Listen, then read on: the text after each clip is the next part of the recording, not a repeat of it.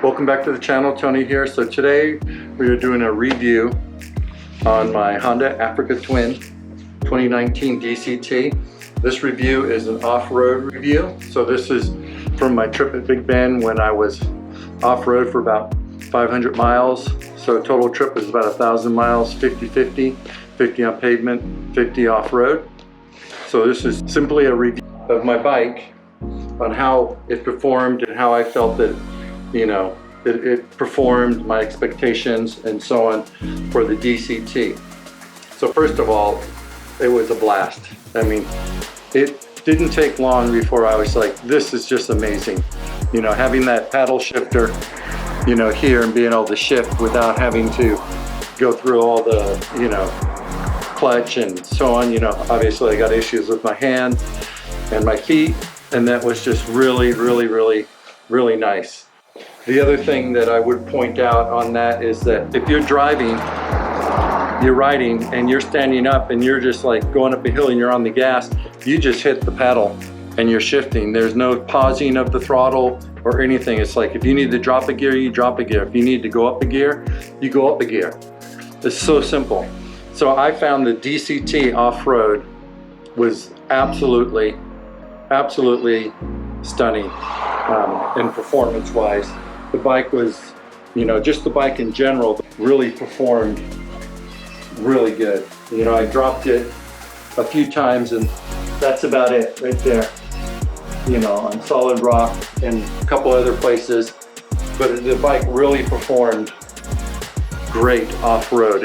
It actually surprised me and blew me away. I couldn't believe I was doing some of the stuff that I thought, there's no way I'm gonna make it up this or get through this with riding it. And then as it got more comfortable, I found that I was cruising mainly in second and third gear, maybe fourth gear, and only using first gear when you had to almost come to a stop. You're going across a river bed and there's dips and, you know, kind of technical stuff, but then boom, right back up onto the second gear or third gear, fourth gear, and you just, that shifting was just like up, down, seamless. The traction control, I didn't play too much around it, but I did play a little bit with it. I tried it with it completely off. And yeah, you know, you can break that rear end loose and you just don't have any traction control. But on some of the more improved roads where I'm driving, I'm going like 30 miles per hour and I'm going up a hill and it's some, you know, loose, it's dirt. I found that if I use the traction control, I could just smoothly go up and down those hills without the back end breaking loose on me. So the traction control, I think, was definitely something pretty good to use and play around with. I didn't get too much into it, but it worked fairly well and when I needed it. And the engine brake was fine. Again, you know, so many settings and trying different settings with the engine brake, but the engine brake was, you know, I think I had it set to the highest setting, whichever that be, so that I get the most engine brake when I was off road, just so that you let off that gas and it stops. You know, it's like you're not just coasting. So the engine brake was great. Overall, the bike was just wonderful. So I put a little montage together of my trip, of each, you know, segment of what I did with this bike and how it performed and how it progressed. So I hope you enjoy that, and let's go. The encore's what we're praying for.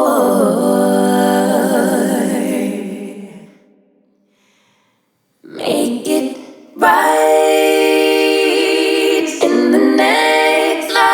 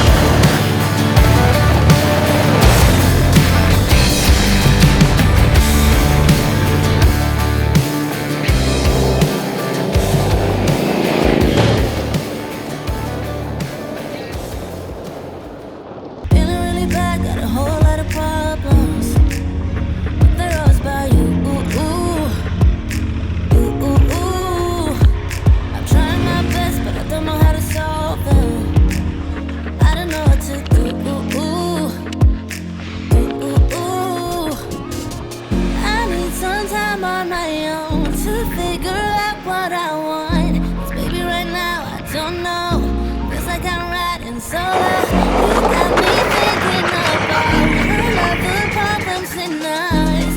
Know it's sad, but we both know maybe it's time that I let you go.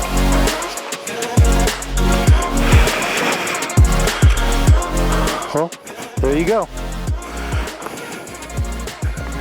Put your kickstand down. Yeah, that's what I had right there.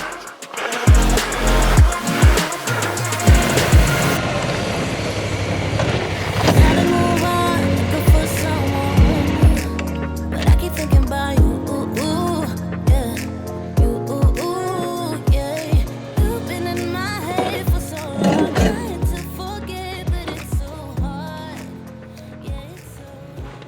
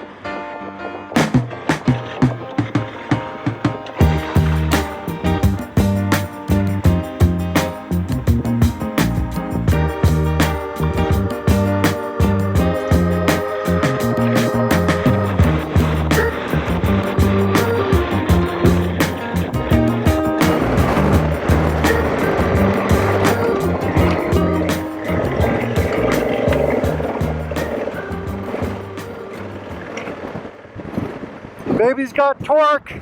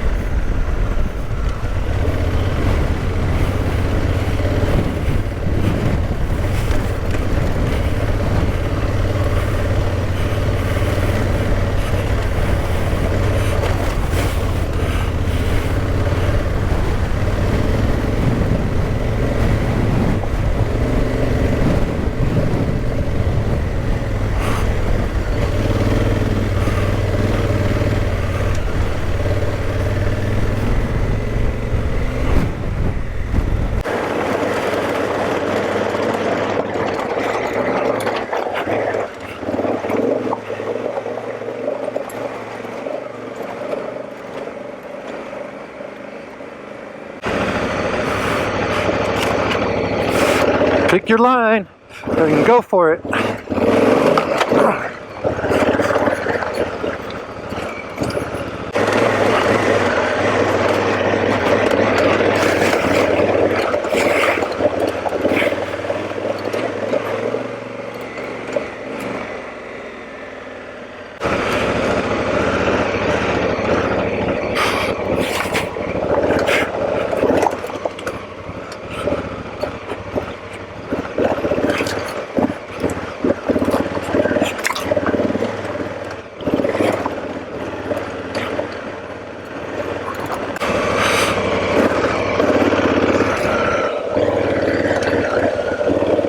Like a champ.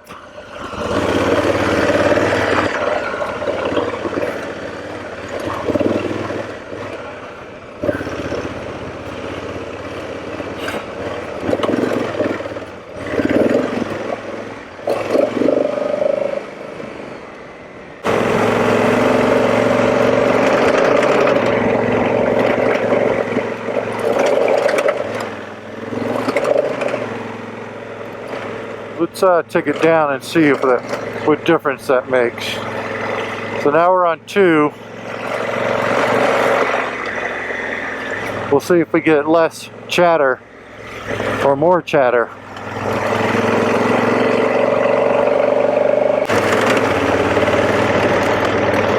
So traction control kicking in. So I got it on 3 just for that reason there, that you still got good pull, but you're not going to be breaking loose the whole time.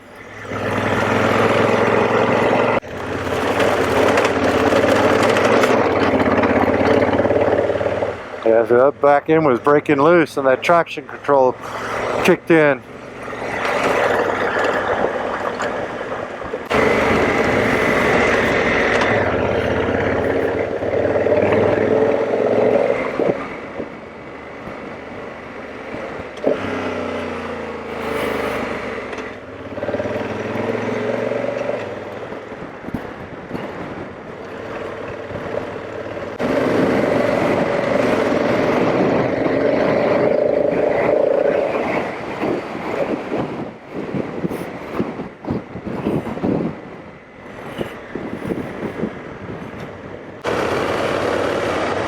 We'll have to say the paddle shifting is really easy than having to shift while you're standing.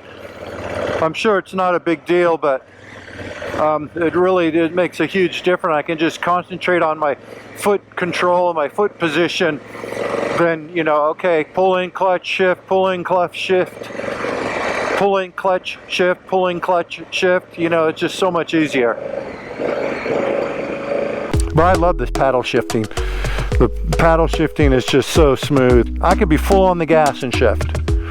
You know, downshift or upshift or whatever. And then plus when I'm standing, I got a firm grip and I just really need one finger or one thumb to shift. Hey man, it's all about, you know, it's enjoyable. For me, it was all about the fatigue, you know, and to not, you know, I ride the brake. So you might see my brake light on a lot.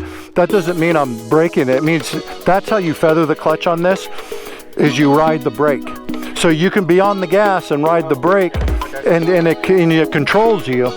You know, so you're not just coasting, because you can whiskey these things so easy because you don't have a release.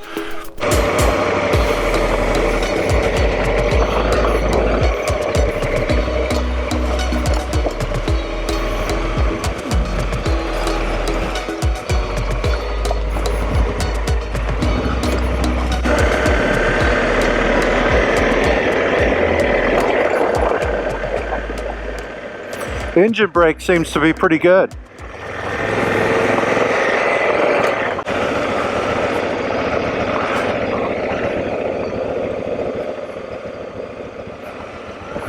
Probably the inside.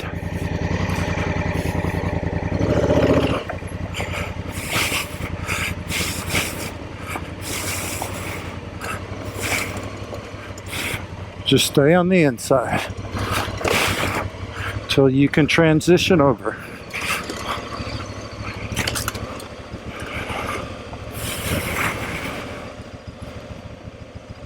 These are the ones I don't like. It's like the cliff. You come here and you don't really know what the line is going to be until you're in it.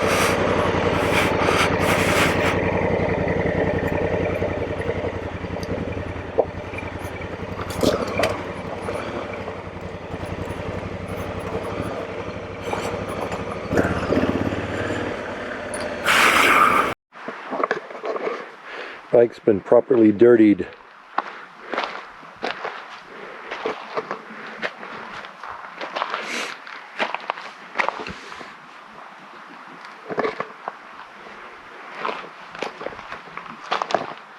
Footprints and all.